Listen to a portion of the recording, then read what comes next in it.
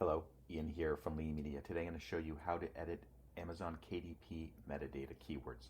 This video helps. Please take a moment to like it and follow me. Let's get started. This is the KDP homepage. Scroll down to the book that you want to edit the metadata keywords for. It's this one right here. On the side of Kindle ebook actions, you'll see three dots.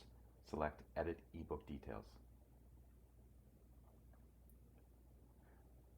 So for this book, I cannot change certain things such as the title of the book. But if you scroll down on this page, you'll see keywords. So right now, there are 7 keywords, and I'm going to change some of them. So 2019, I'm going to change that to 2023. I'm going to keep the other ones just like they are right now, but I might want to consider coming back and revisiting them depending on, for instance, if I want a certain keyword to be associated with this book so Amazon better understands where to place it in search and product carousels, etc.